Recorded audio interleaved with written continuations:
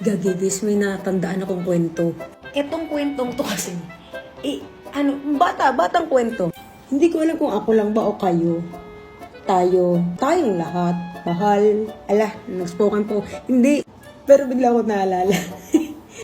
Di ba tayo ng mga kabataan natin, pinapatulog tayo ng nanay sa tanghali? Yung mga magulang natin, di ba? Ako lang ba? Di ba tayo lahat? Tayo, ikaw, ako, mahal, na para, hindi. Natapos. Kwento kasing ko. Tapos, di ba? Yung pinapatulog tayo ng tanghali, pero ayaw natin. Di ba?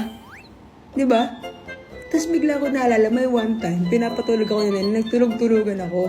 Kasi nga ayaw ako matulog. Tapos ang nangyari nun, nakatulog nga ako. Ako lang ba nakaranas nun? Hindi. Dapat kayo din kasi di ba that masaya yung childhood natin. Ikaw, ako, tayo, mahal. Nagkaon ka na bala. Tingnan ko na kung parehas ba tayo, ganyan.